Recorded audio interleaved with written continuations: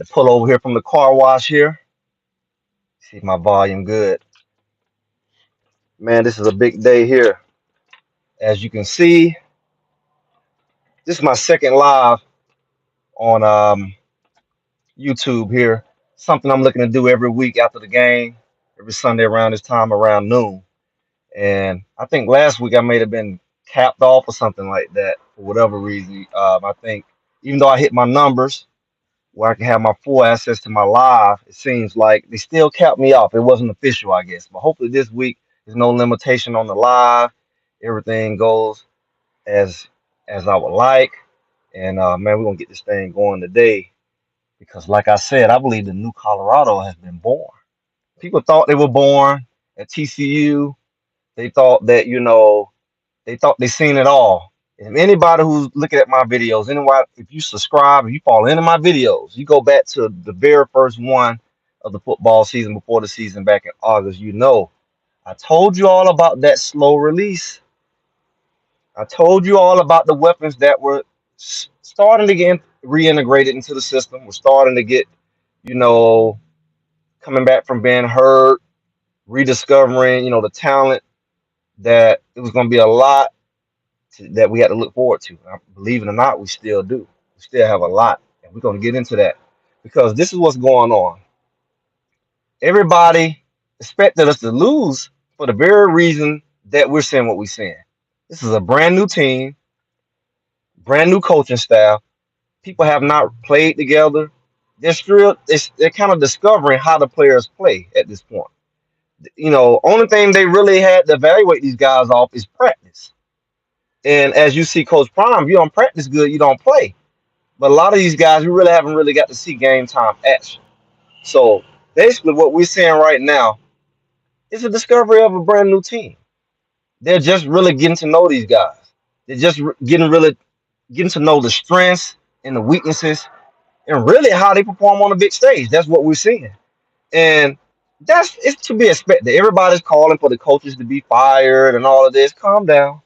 Calm down. What you're really seeing is the pieces of the puzzle are starting to come together. See, it's like when you meet people for the first time, you may think they're going to be your friend, but they may be your enemy, and your enemy may end up being your friend. Time. You have to give this team time. What we're seeing is week by week, discovery of some more pieces. The pieces are being discovered, and there's many more. But they don't have the advantage of these players been here for a whole year or watch them develop. They have to develop quick. These are freshmen you're seeing coming in. These are transfers. You might as well put them on the level of a freshman because they are just now getting there. You don't really know. You have tape on them. You have practice on them. Maybe they stepped out quicker. Maybe they adjusted quicker, but they may not be the better player, right? So give grace to these coaches. They're figuring it out. Which combination of players go better together? You know, which players are best for certain situations. You don't really discover that until you get them in the game, really, a lot of times. And it's not like they played for you for a year or two where you really know your players. But man, like I said in my video yesterday, again, make sure you subscribe, make sure you follow because I've been telling you all this stuff. USC and Oregon better be thankful that they had a chance to play Colorado in their infancy. See, everybody thought they seen the best of Colorado. Clearly, you haven't. Haters, clearly you haven't. And the haters tripped me out because they were so scared. They took their tail in for 3 weeks because it didn't go their way. And then they come back out talking junk. This is not the time to talk junk. They pretty much manhandled USC. USC wasn't playing bad. The man threw one interception. He didn't throw 4 interceptions. He could have threw 2. He wasn't making mistakes. Colorado the one who made the mistakes. Colorado one had the punter run up to the man and punt it right to him and get the ball in scoring position. Colorado's the one who was having the busted coverages. Those wasn't busted coverage. Amari Miller was manhandling that guy. He was praying for help. They were gonna need a triple team. His T.O. was out there. T.O. might as well take him on his wing now. It was like T.O. was out there. Baby T.O., baby Megatron was out there. It wasn't mistakes. He was manhandling him. One-on-one coverage. It was not an option for them. And it clearly, they couldn't make the adjustments. And it was just a couple minutes away from that boy taking completely over that game because they had no answer for him. And a nerve of you to think you're going to cover him and then going to leave Weaver and Jimmy Horn open. The Colorado Buffalo Giant has been awakened. It's not hype. Anybody know football, say the clown talk. Because you don't know football. Anybody know football know what they saw yesterday. There's other weapons on that bench. They haven't had a chance to show it. That was a freshman, a true freshman who maybe had got in a couple times, and they realized he is a matchup nightmare. He is a matchup nightmare. He runs clean routes. He's explosive out of his breaks, and he has exceptional hands. Let me just go ahead and go here. Colorado did this. It wasn't a fluke. It wasn't USC lost their ambition because going into halftime, that momentum had already started to swing. If you know anything about football, because let me tell you, I've been saying since the Nebraska game, run, Shadur, run. I've been saying, run, Shadur, run. Go ahead and get in the chat if you like. Run, Shadur, run. Because Shadur is unaccounted for. And anytime that he wanted to change the game, he knew that run was available. The best thing he can do for his safety, for his health, is run. They hit him from behind, fall on his knees, his line is collapsing, he can step in the pocket, all that good stuff. They're running, it's running lanes galore. Every time he running for 20, 30 yards. There's not a linebacker sitting back there because they're blitzing everybody. Let them blitz and shoot that lane. It's a lane that's always open to his left or his right outside that guard, right between that tackling guard every time. When he had that 4th and 5 that he got sacked on, he could have hit that lane. He could have ran about 10, 15 yards. When he ran that touchdown, that is always available to him, but that is a problem. If he figured it out, he figured it out a little bit this week. I've been saying it. If he really figured that out, they will be virtually unstoppable. It will be, you got Baby Megatron out there, aka Lil Tio. You have Weaver over there, who's one of the top receivers in the country. Horn, one of the top receivers in the conference. Very quick. The only thing they've been getting away with is pretty much double teaming. They put press underneath and coverage over top and blitz and Shadur. That's so elementary. That's what Oregon did. They were pressing them at the line and they were sitting over top. You only have that ability because that third receiver wasn't a factor. Now he is. And don't let me get into what's coming when Travis Hunter comes back. All the pressure not going to be on him. But what we're doing, they're going to incorporate him because he's a matchup nightmare. He's a big receiver with hands. You can't double team Weaver anymore. If you do, he's going to eat you alive. He has just changed the dynamic of this offense. Period. Because you still got to account for the tight end who can go score 2-3 touchdowns on you. You can't. They have too many weapons. They always have. They just didn't have the reps and the time to really figure out their pieces. It's not that Shadur doesn't like to run. It's the fact that he's been trained to be a Brady-like passer, which he can be once he make them respect him. You gonna blitz me like I can't run. See, if you got 3 down linemen, an edge rusher, and you bring a linebacker over the center, that edge rusher is going around the tackle. That lane is always there. Now, if you wait till the pocket collapse, that's great. Some design runs will eat that alive. You know what they're doing. They're rushing the middle. They bringing a blitz from the outside that a running back could chip, or they bringing an edge rusher coming in on that tackle. He's going wide. He's not squeezing. He's going wide around him. Only a couple players really bull rush. That was the boy from CSU who was bull rushing. But most of these rushers, they're outrunning the tackle. And Shadur is dropping back in the pocket, and he'll try to reverse spin out of it. And sometimes he'll get away, and sometimes they'll catch him by the back of his legs. But that lane is right there. And there's no linebacker spine on him. There's no linebacker spine on him because that's the linebacker that's coming up the middle over the center.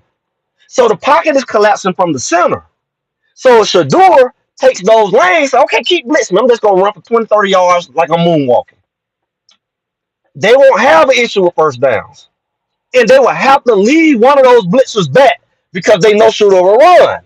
That saves pressure on him and makes it easier for his linemen because they don't have to worry about a blitzer coming at the last minute because they know he blitzed. Nobody's in the middle of the field. You know why? Because they're covering his receivers man to man because they got them people over top because they don't want to get beat deep. So that's why he was able to pretty much moonwalk into the end zone yesterday because they was running for their life covering Jimmy Horn because they don't want to get beat because they know he can throw, but they don't expect him to run. It's always open. It was open yesterday. It was open every time when he came back against CSU. It's always open because they respect him as a quarterback, but they don't respect him as a runner. But what they just did yesterday, what they, I mean, somebody says it's a rebuilding year. I mean, that's a given. He's already said he has 8 or 9 dogs away. That's admitting right there. But the reality is, you can call a 10-2, 9-3, or whatever rebuilding if you want to. That means you absolutely don't know football. Because in a conference like the Pac-12, where you had at week 3 8 teams in the top 25, and you go that record, that's better than because everybody's gonna lose 2 games, except maybe one. Everybody's gonna lose at least 2 games. So if that's a rebuilding year, I guess everybody's rebuilding. But when you look at Shadur, and now this guy's over there, he's bulldogging. He's bulldogging the cornerback over there. Just bulldog, having his way with him. Out route, stop and go, slant. He's making him look like he's a child out there. Now they gotta look his way, and that's how Jimmy Holmes get open. Now they gotta say, oh, the safety gotta kind of cheat over there. But the problem is, you still got a tight end that we seen he can kind of work that middle. You got Jimmy Horn over there who's gonna work that middle and deep up that middle, and that big receiver now is gonna be a booger bear because you gotta respect Jimmy Horn going. If they call the right combination of routes, it's gonna be impossible to stop him. Talk the hater talk. This ain't the conversation for you know nothing about football. What we saw was the impossibility to cover all of them. They didn't expose USC, they exposed themselves because nobody was going to stop that. Oregon wouldn't have stopped that. Oregon had that line situation covered. It's on lock. They was rushing. If Shadur runs, it stops that. And USC saw he would run. I mean, he scored right before halftime. He made huge runs. Everybody, you want to make this was beyond a personnel. This is about Colorado's personnel that was discovered yesterday. That's what this video is about. This is not about hating on USC. USC had no answer for Colorado. It wasn't that they got lazy, they got uninterested. They put the right combination of players out there on that field, and it was impossible to stop them. They had a matchup nightmare on Mario Miller 14 out there. I think it was number 2, whatever number. That they had a couple guys on them, and they was on the ground the whole time. They was diving at his feet. Think about a big receiver, how hard it is to tackle a big receiver. We've seen Colorado struggle with that. This is a big body receiver. He catch a hitch, he run through your arm tackle, your leg tackle. You got a guy that's able to run a 5-yard hitch. You playing off of it looks so much like T.O. That's how they used to play T.O. You couldn't come up on him because he gonna manhandle you off the ball. Then, you give him space, he catch the ball short. Now you got to make the tackle on him. I see what they say. I'm not hating on USC. I mean, you don't have to hate. You don't have to hate on USC because what happened was Colorado manhandled USC.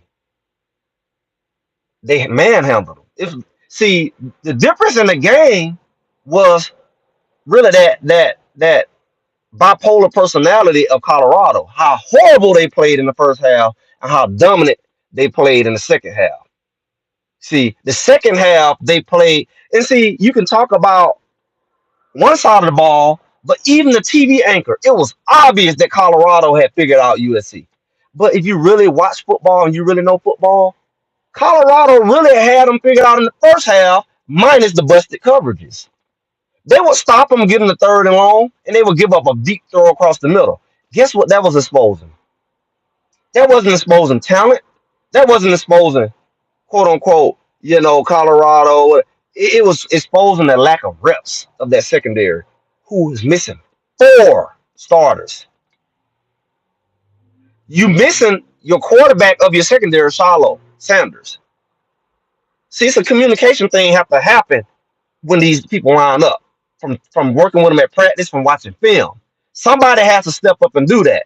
You put Ward, was it Roderick Ward in there, who hasn't played all year at safety. He has the experience, but he hasn't played with his team. This is a team sport, guys. This is a team sport, guys. So somebody had to be the quarterback. It wasn't going to be Trevor. Couldn't be it.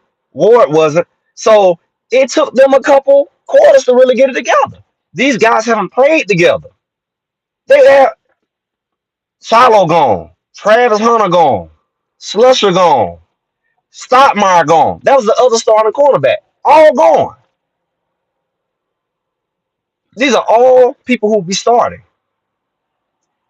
They were gone. Everybody who was in there, it's not they're less talented. They have not had a chance to play together at that point.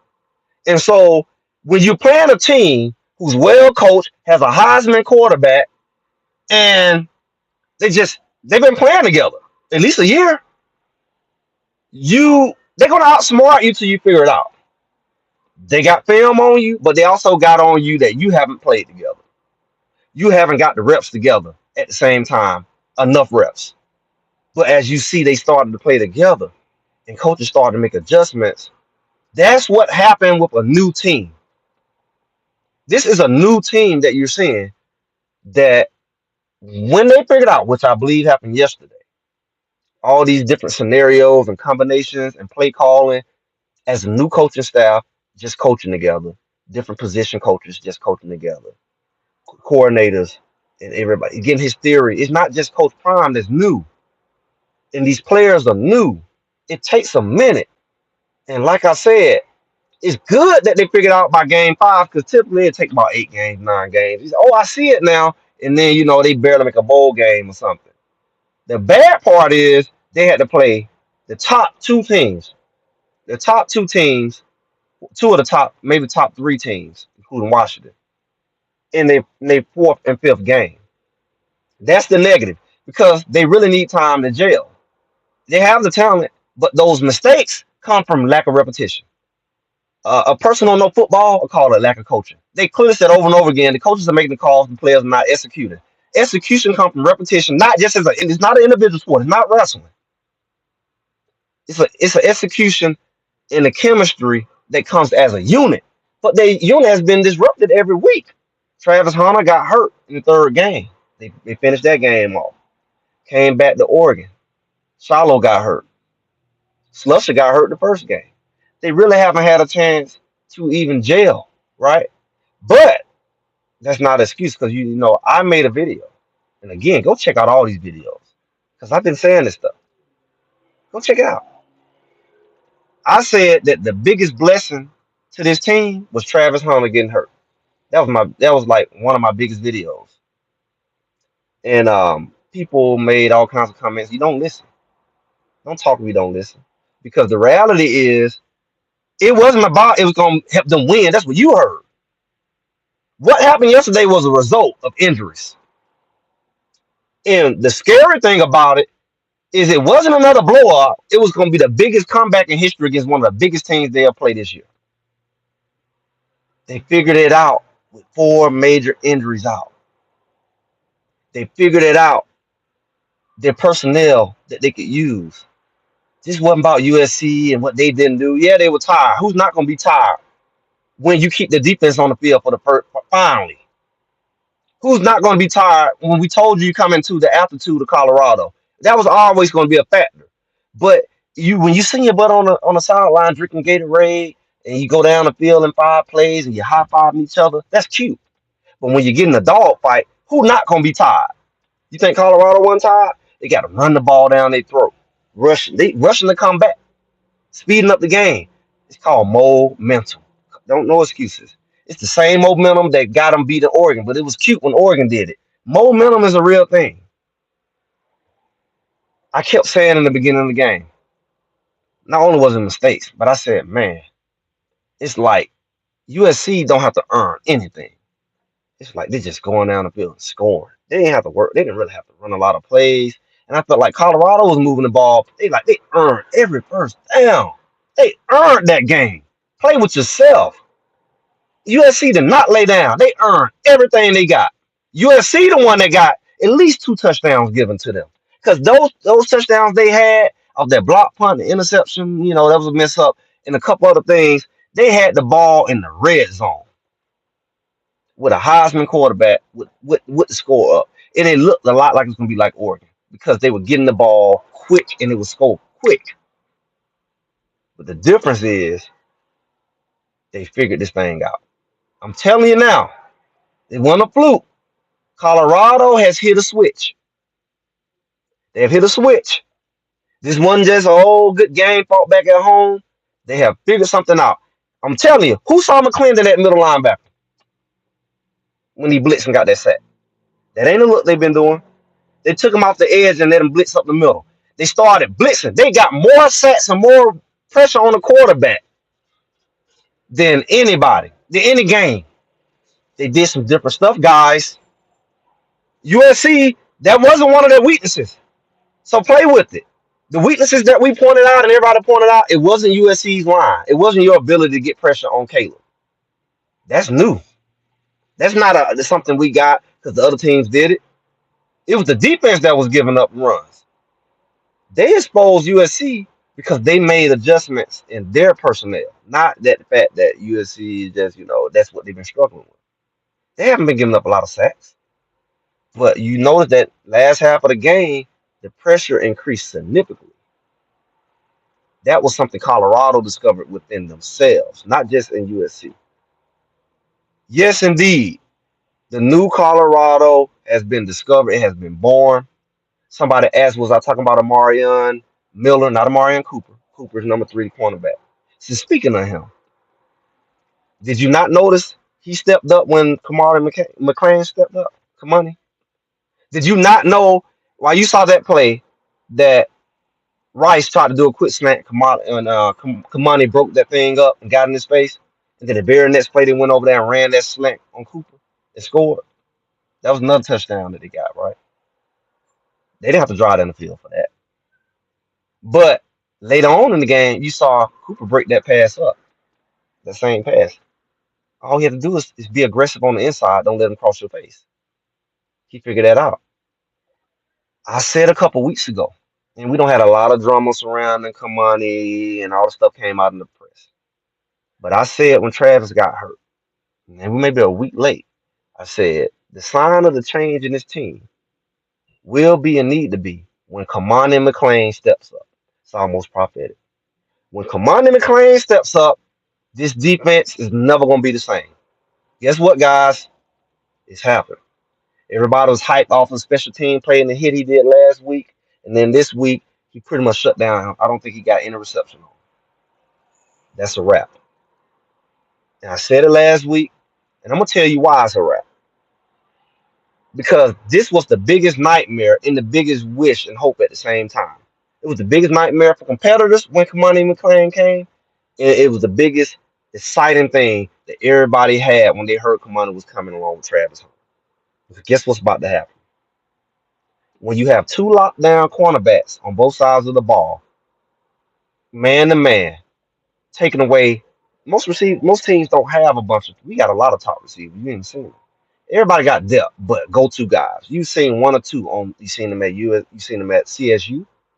You seen it at Oregon. You would have seen it at all of TSU. You seen TCU. You seen it. But yesterday, the only real people, Branch didn't play. Rice was the issue, and they had a couple other guys, but really it was Rice and I think number 15 who did the most damage.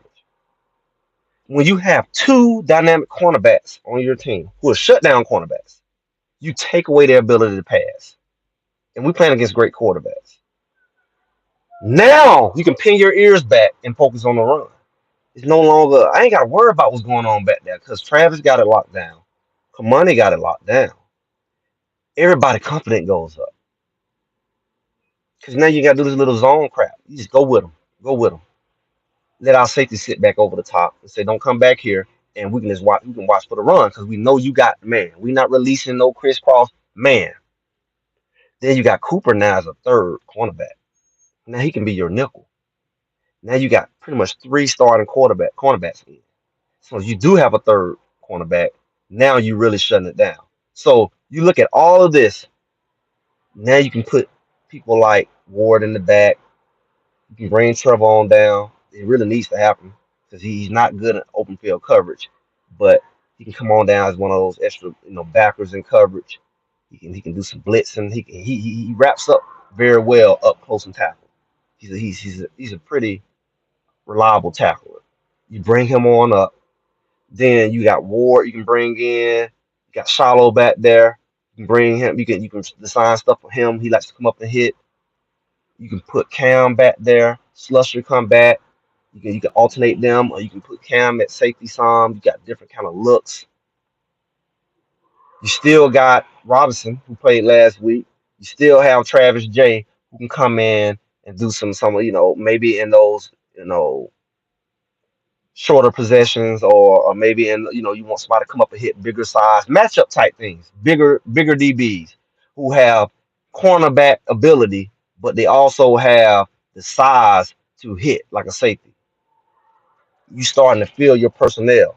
You starting to fill out your personnel, and you create packages, blitz packages, red zone packages, uh, third and long, whatever, because you know what they can do now. It was heard. We kind of know what they can do. Now you really working with your whole hand. And see, when Travis come back, it's gonna be a problem because he's gonna be angry. He's playing with y'all right now. He's gonna be so aggressive. And see, the pressure ain't on him to run the offense. The offense is running now. I said when he come back, he's gonna have less pressure on him to perform. He's gonna have less pressure on him to run the whole offense. Baby Megatron is here. Now he come in, it's a whole problem. Now you put a four wide, you put a quad out there with Travis Hunter, Megatron on one side, Jimmy over there with Weaver. It's a problem because at least two or three of them need two people to cover them. And if you call up the play right, it's gonna be impossible, and there's no way you're gonna be able to blitz. How in the world you'll be done to blitz? Because I just throw it out here to Travis in the slot. It's a problem. He's gonna make two, three people run into each other, and it's gonna be a problem. Or hit baby, maybe run Travis upfield. Everybody run after him like, oh my God, hit baby Megatron underneath on a drag route. He just run over everybody. Or just a stop and go. And you still ain't account for horns freaking right up the middle of the field. The safety gotta respect. He looking at Travis a horn. Travis a horn. Travis a horn. Everybody named mama gonna have to drop in coverage that day. Everybody named mom is gonna have to drop in coverage that day.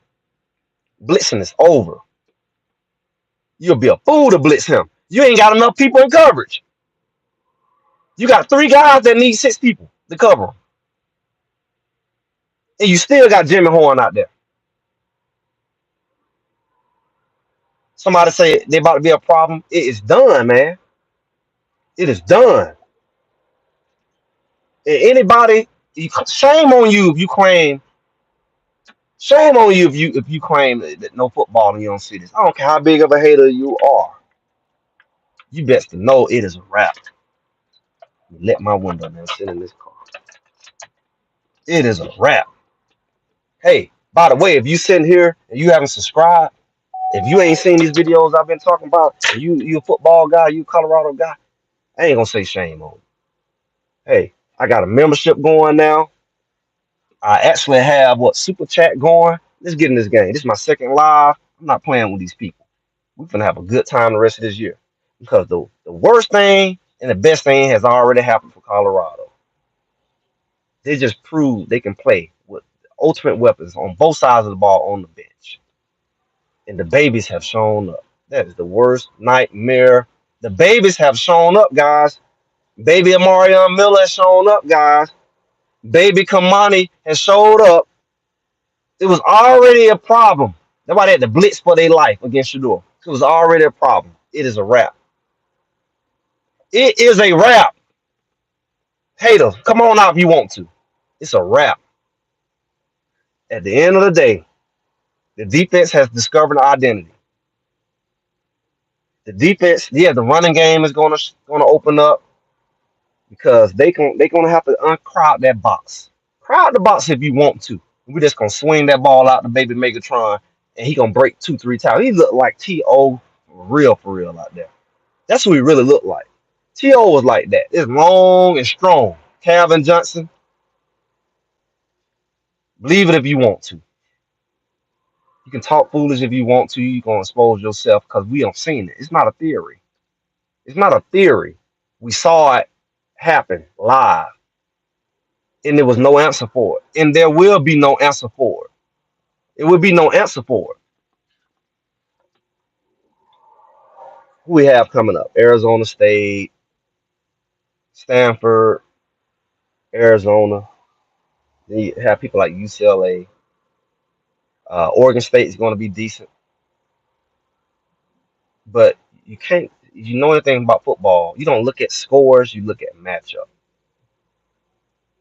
I was looking at the game yesterday, and it was weird because Oregon played Stanford, and it was like 14-6 in the third quarter. I went, took a shower, came back, I guess the game was over. It was like 42-6. That's called momentum. Momentum. Momentum. Hey man, you can be a clown if you want to. Just show up when it happened to you again. Show up. It's cute talking from afar, but you know, everybody ran their mouth the first 3 games, and then they was too much of a coward to show back up until the losses came. The losses came with injuries, and the losses came early. And it's like these new kind of haters. They talk big and they can't back it up because you know what happens is when you lose, we gotta look for you. We go back through the comments, we don't see you because your ego can't handle it. Now we talking about a 1-11 team who just manhandled what was number 8, number 9 team in the country, number 1 team in the conference, Heisman Trophy winner with backups after being down what 21-0, and they manhandled them the second half, minus the little rookie mistakes. Minus the rookie mistakes. And guess what? We dare you to go 2 or 3 over baby Megatron. That's why you're not smart. That's why you're not smart. If they shut him down, how in the world you can't shut him down? Everybody down. You must have. You didn't play football a day in your life. You talking. You must be 12 years old. Somebody must be 12 years old. Come in here. There's no way in the world you shut him down without 2, maybe 3 people over there watching him. The problem is you can't afford to do that. The problem is you can't afford to take your attention off of Weaver like that. The problem is you can't afford to take your eye off of Jimmy Horn like that. Because he'll go to get 3 touchdowns quietly on you. He had 2 yesterday, quietly, all in the second half. Because of the matchup opened that up. See, when you go to watching the big boy running over top, he breaking tackles right on the sideline, you give him an extra inch. Horn is going right up the seam on you. That's the problem. He is in the slot. If your safety has to watch over top of baby Megatron, who you claim is going to put him in that's kid talk, man. You must be 12. That's not football. You cannot put double and triple coverage over there watching him because he's going to manhandle you and leave people like Jimmy Horn without help over top. You either going to have help over top on Horn or you're going to have help over top on Megatron.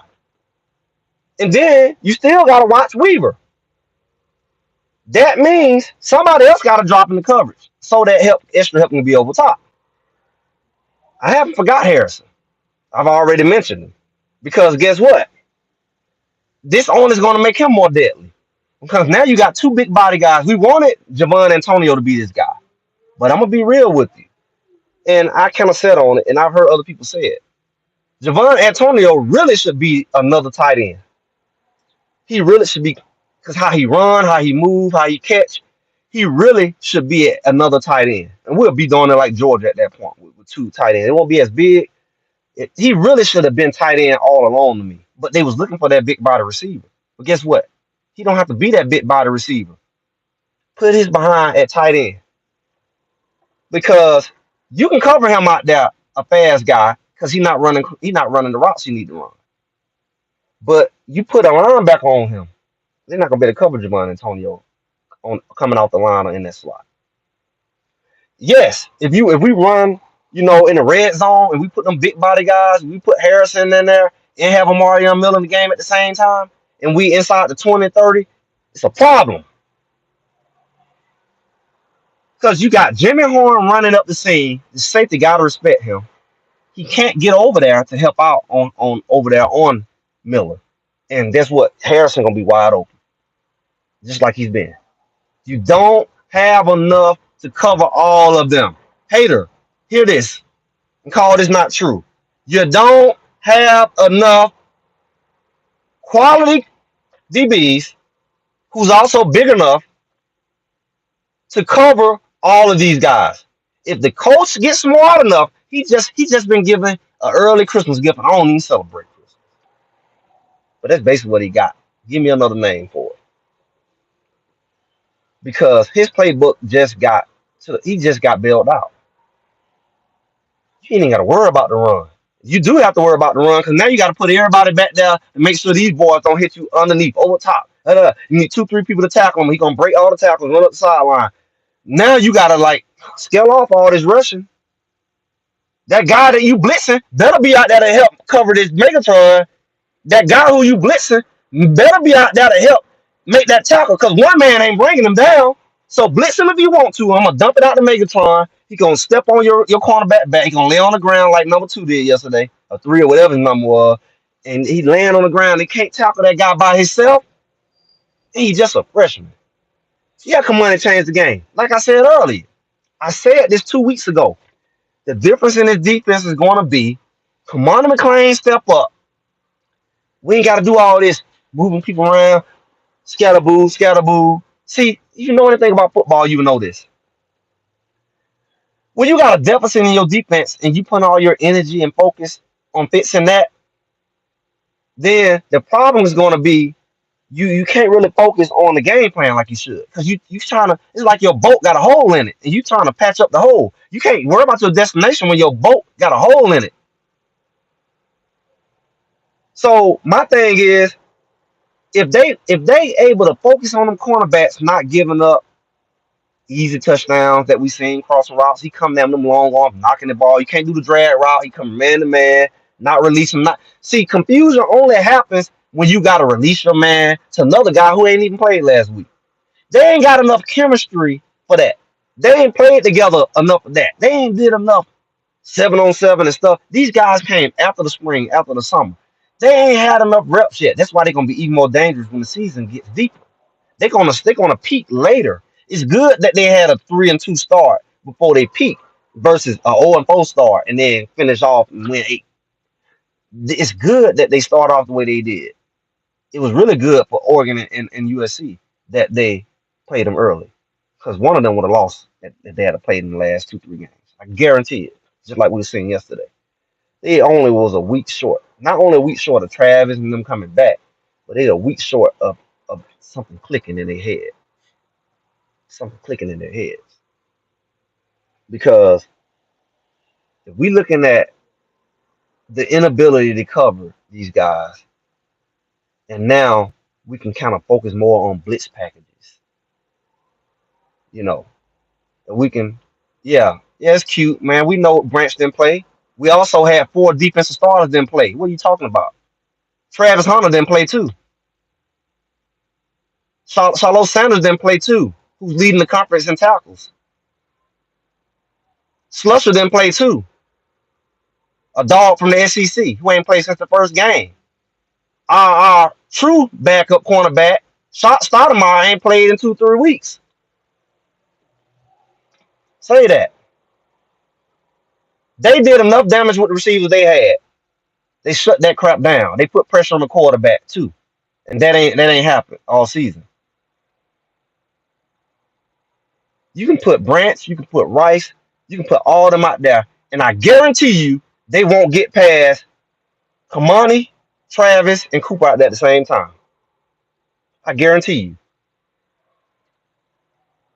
And you better thank God you didn't see that. Because Rice would have been, he couldn't do now with Kamani. The other guy in what 15, he did a little bit. If we had Travis, it would have been different. So say me about Branch. Because Branch wasn't going to do nothing against Travis Hunter. And that's what we wanted to see.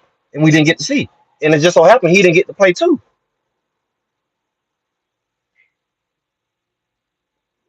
When the cornerbacks, like he designed it, we take care of the island. And we ain't got to worry about, you catching all over us. You may get some now and then, but you're not going to bomb us like that there. You said they stayed away from Kamani after a while. And he ain't even Travis. You get both of them out there. And Cooper started saying, shoot, I got to step my game up. Now, I thought I was playing at this level. Kamani went this level. I got to go up to this level. Oh, yeah. Yeah, my God. Now you talking. McClendon, that linebacker. That ain't been happening. His speed, and see, you get him an extra yard or two. He's a big guy. He's not big. So him rushing off the edge, he don't have enough weight. He have the quickness, but he ain't got enough weight to do that bull rushing and technique. But you give him a couple steps, that line ain't blocking him. That line ain't blocking him. That line ain't blocking him if he get an extra step and he get to put his moves on. It's a wrap. They figure that out. Take him off the line and let him come. They ain't blocking him. You taking away his super skills, his ability when you put him close to the line and the man actually get a chance to put his hands on him. Let him not get a chance to put his hand on him. He gonna break some lineman knees. That's why he got that sack. They're figuring it out. They're figuring it out. It's the game. They're doing different things. They say, aha, we can move this there, move there. Aha. Yeah. Branch has NFL speed. Man, where have you been? I guarantee you Colorado has more elite speed than anybody else out there. Where have you been? Did you not see the charts during the summer? All the guys with 22 miles per hour and all that, whatever. Dawson has NFL speed. What's my little guy? My little guy, 3. Slipping my mind. Looking, Dylan Edwards have NFL speed. He has Olympic speed. What are you talking about? Horn has NFL speed. These the guy they cover every day. You got like you talking something special, like they got NFL speed. Their whole team they have more NFL speed than you'll ever realize. If you get out of the confusion and delusion, you'll see Colorado has more NFL speed than all these guys. Horn slow. Man, get this clown out of here. Bye, clown. What are you talking about? Horn is slow. He runs a 4.3. He's slow. You're slow. Anyway, definitely figured it out. Cooper is not bad. He's not bad. Cooper is not bad. He's not. Because I think he's going to play a lot better. He's going to play a lot better if he has to play on the level with a Travis and Kamani. A rising ship raises all tide. A rising ship raises all tide. It's the aggression that Kamani we've been waiting to see, not the skill. With his aggression and Travis Hunter's aggression, Cooper has no choice. He can't be out there all docile. He's like, this is how we play. And then you got shallow aggression. When that attitude, which is what we seen kick in, the attitude kicked in. And that's why it showed, man. It was just far more physical. It was getting too physical for USC. It was beating up the receivers, beating up the quarterback. Running game was a wrap.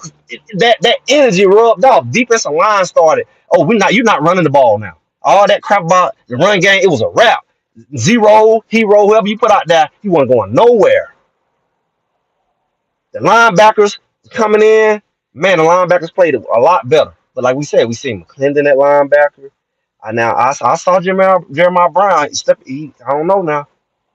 I didn't like some reads. I like linebackers to scrape down the line. Don't run down and play patty cake with the lineman and think you finna redirect and go. You would fire yourself the ball for a reason. Read, scrape down the line. Not not run into the line and try to scrape. That's why you can't get pursuit. That's another thing. Let me take a pause right here.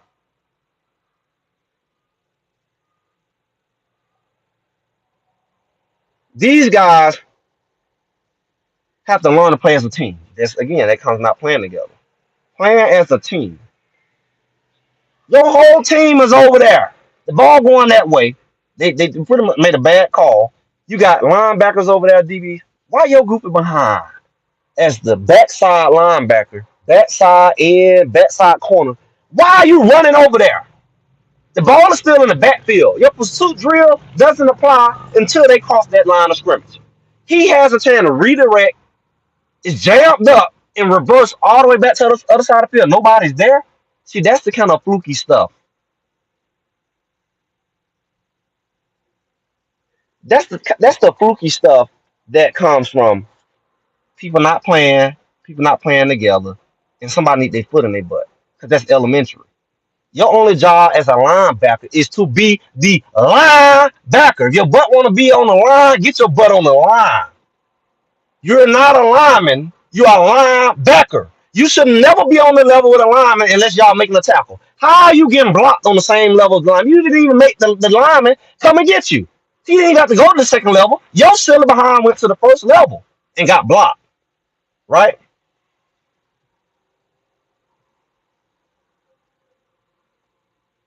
So who's saying number 8, not DB safety? He did that.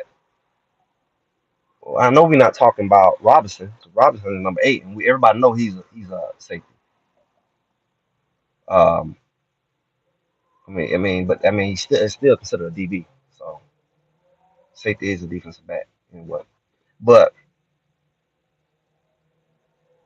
people don't understand. They don't understand because you see, we've been talking for about 46 minutes here, and some people rather live in delusion. Or maybe they think it's cute, to be, I don't know, childish or something. I don't know, because to sound that, I'm sorry, guys, that dumb. You either dumb or you don't know football, both. Because this team has played some of the most talented teams from day one, and everybody they beat, you move the goalpost. Everybody they have beaten up to this point have not lost a game. Nebraska just lost their first game since playing CU. CSU hasn't lost since, unless they lost some I missed. TSU has been playing well. TSU worst nightmare was playing them on the first game because they really underestimated who they were playing against, and they probably wouldn't couldn't do nothing much different. But because CU didn't play the best game then either. But my thing is TCU got treated like they're sorry because they lost. But I always said they're not gonna lose them in the games. First of all, their conference is not that hard. They still got to deal with Texas, Oklahoma. But I believe TCU can mess around and beat them.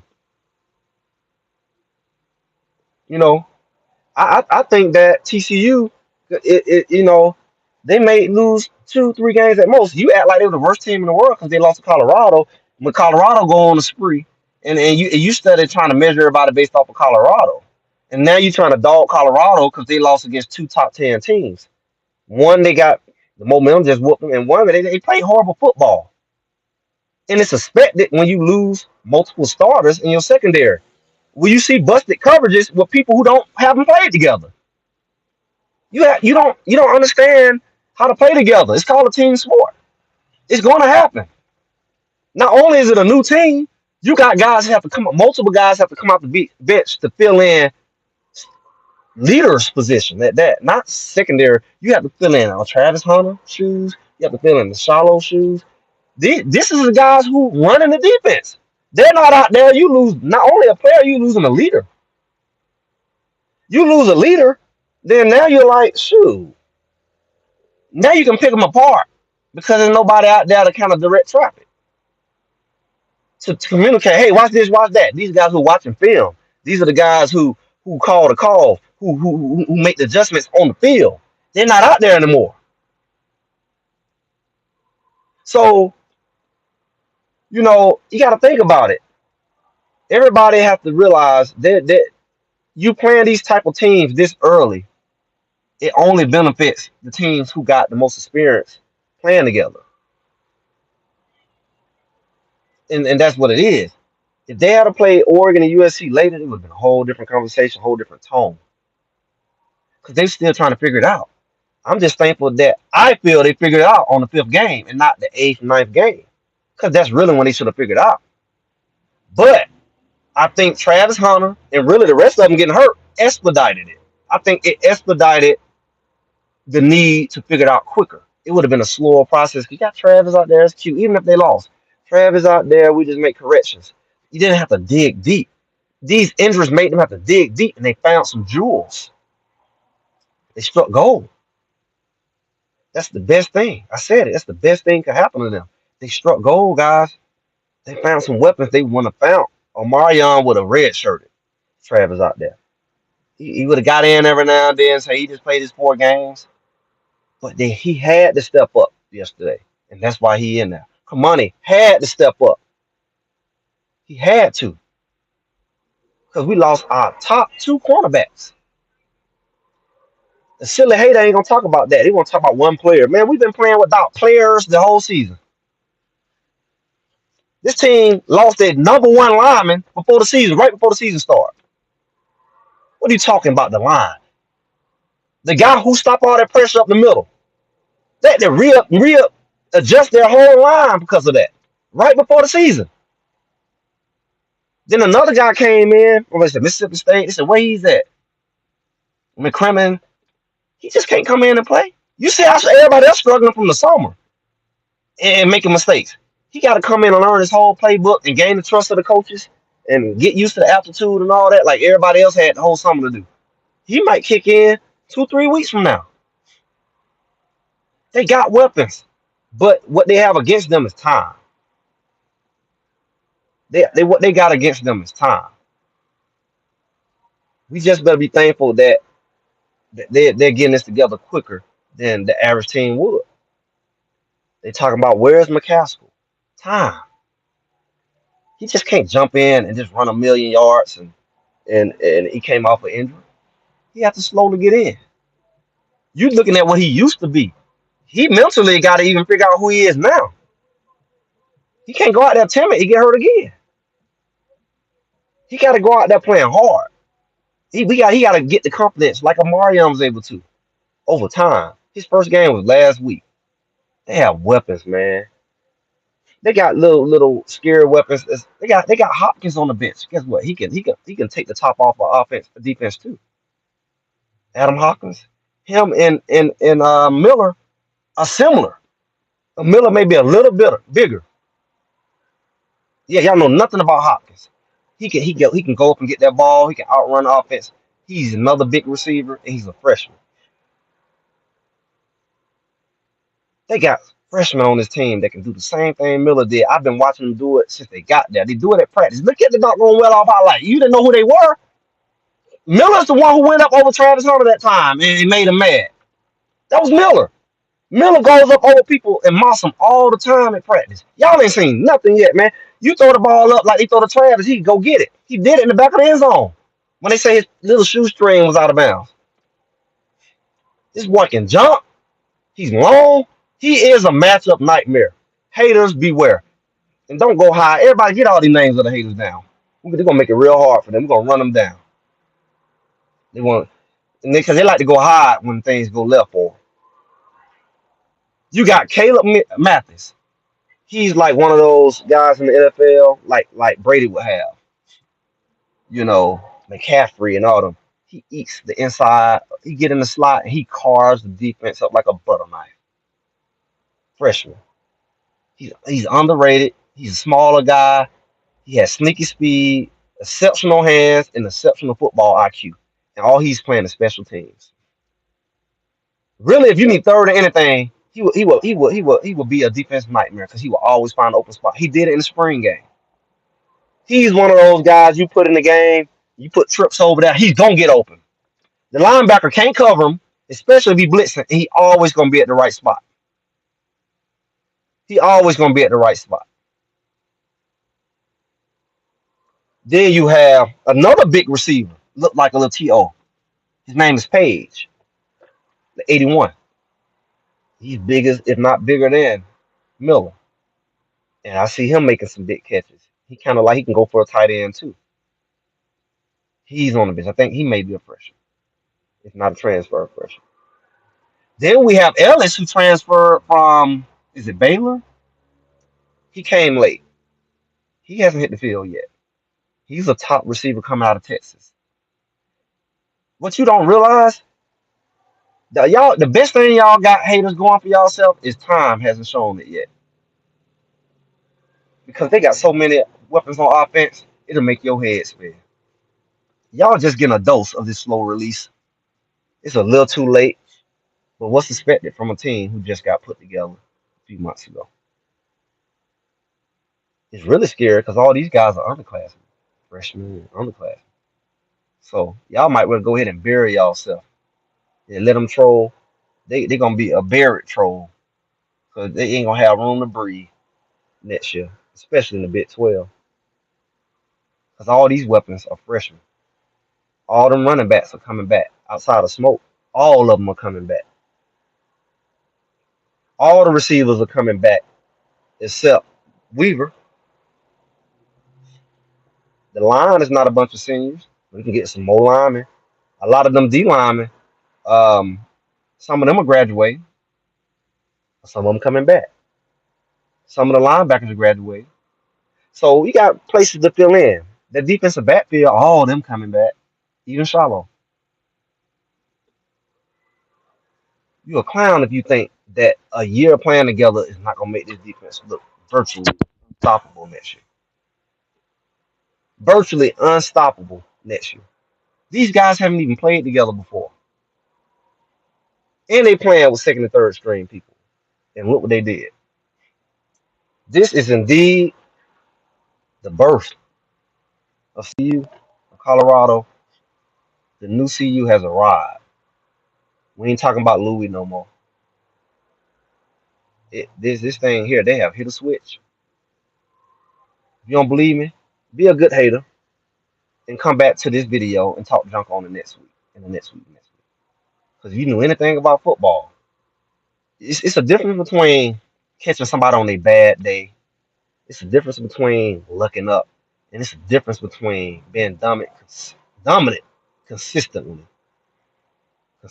dominant, and not doing it to a Rudapoot team you can write off, but doing it to the number one team in the conference, or one of the number one teams. I guess Washington is up there now. Doing it to them, making them look like they CSU or some, non-power five team. They really made USC look like a non-power five team at second half with a Heisman quarterback. And don't think it's because they're not good, like you did TCU. You want to undermine and underrate Colorado when they accomplish something, but then you want to dog them when they fail. You hypocrite. You hypocrite, and it's cowardly to step on somebody when they down, but don't want to acknowledge when they doing something. That ain't football. That ain't a man. That ain't nothing, man. They did what they did to USC because they did it to them. It's not Shalom's last year. It's not his last year. He has another year eligibility. It's already been established. Shalom has another year eligibility. He can come back if he chooses to. I don't know why he would leave.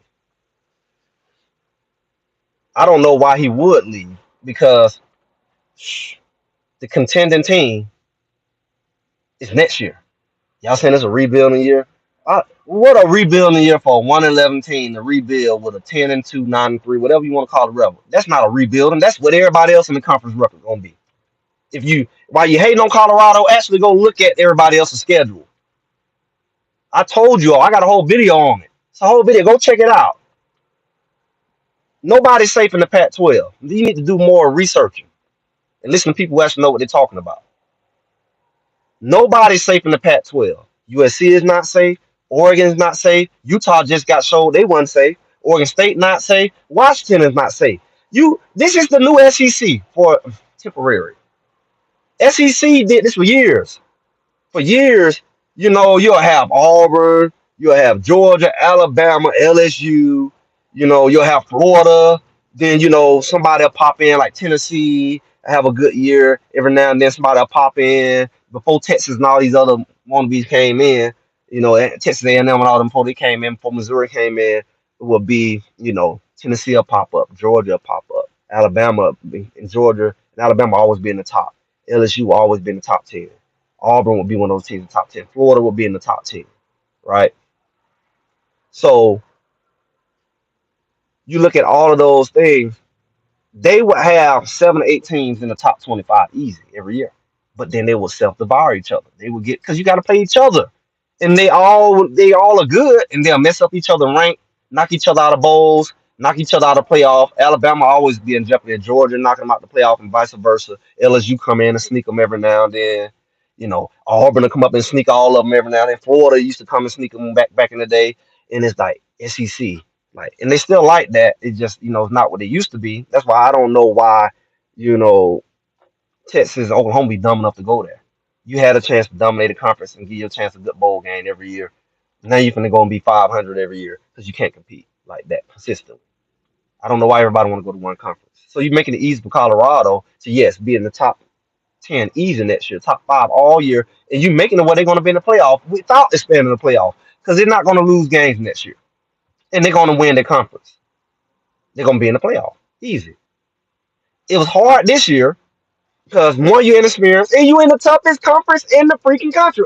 8 teams out of 12 are in the top 25 until they start losing, which means they're good teams. There's no rooted poop teams. Only like 3 or 4 rooted poop teams. And even they're sneaky. So it's not like if you come undefeated out of this conference, you are deserving of being in the top 4 because pretty much all the top quarterbacks, minus 1 or 2, are in this conference. So it's not like you can go slipping on anybody because you playing a team, the quarterback, like a Shadur, like a Caleb, they can take over the game by themselves. Even if they're outmatched, they arm, their smarts can outplay you. So we're looking at Caleb, you're looking at Penix at Washington, you're looking at Nitz at Oregon. Oregon State, he all right. You're looking at Ward at Washington State. You're looking at Rosin, he hasn't played. That's why they're struggling in Utah. He has ACL. You see how much of one player can have an impact on a team? A key player. Shadur is a major player on our team. We have nothing without that. We talking about Travis Hunter, but the offense runs through Shadur. That's why you have to have a good backup because it's a big drop off. Your weapons is not effective when you can't get the ball to them. So, yeah, Shiloh has another year. So a lot of them have another year because they was the COVID players. All the COVID players got another year. Plus, really, Shiloh really could call for a red shirt last year. Really, he didn't really play last year. His dad, he didn't play for like the 6th game of the year. He didn't play in the SEC championship. I mean, not the SEC, the SWAC championship. Shiloh didn't play last year, but he had it anyway from the COVID. It has nothing to do with you being a grad as much as you got that extra year eligibility. So he can stay if he wants to.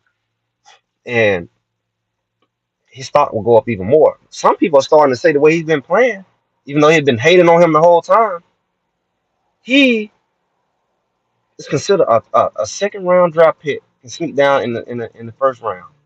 He's leading the Pac-12 in tackles before yesterday, and he has a pick. He has some big hits. He's looking good on tape and on stats. And they hated on him for the first 3 games. He shouldn't be out there. This, that, and that. People always got to prove themselves against these folks because people say, why he don't have a dog on his shirt? That's because, his dad don't even want to show favoritism. Shiloh will be a lot bigger player somewhere else, but his dad can't have 2 of his sons getting a lot of the spotlight. And that's sad. He barely get to say his son at QB is great. He's daddy ball. He's leading the conference in the nation in passing. Really. Daddy ball. They always got to play with that crap because a hater. His daddy is a gold jacket player and they have the talent. And he has no reason to lie to himself that they do have a talent because they're his son. He ain't lied about nothing else. Why would he lie? If he say his son's good, they good. I would trust his judgment. And if his sons weren't good, he wouldn't put them out there. But y'all foolish enough to think he gonna jeopardize his career and his credibility for his sons. And you looking dumb all the way to the bank. You looking dumb. Because his sons are top on defense and offense. So I'm gonna say this again.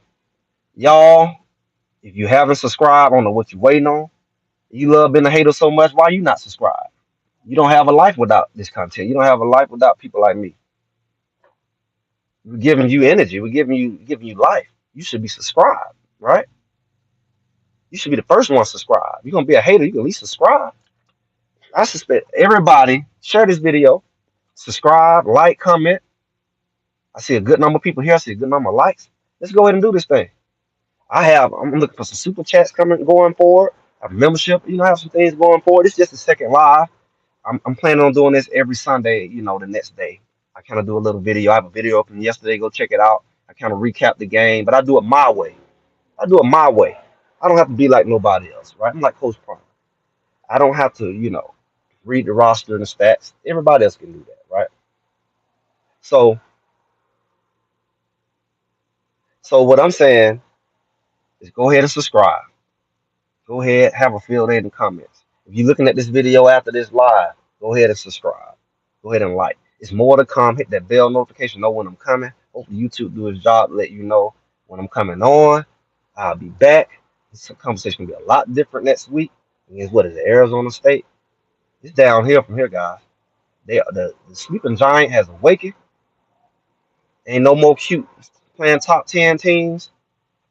It's not gonna be pretty for them. Mark my word. It's not gonna be pretty for everybody going forward. These people got a chip on their shoulder. They have figured it out. Players are going to come back. Starters going to come back. New weapons have emerged. And guess what? They still going to emerge. You still got the Willie Gaines. I done mentioned him over there. He's like a Jimmy Horn type player from JSU. Man, I want y'all, make sure y'all come back. That's all I can say.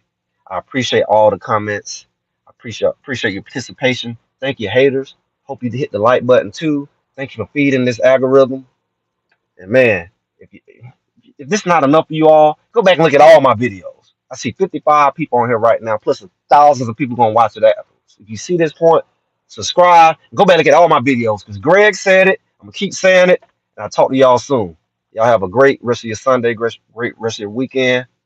See y'all soon.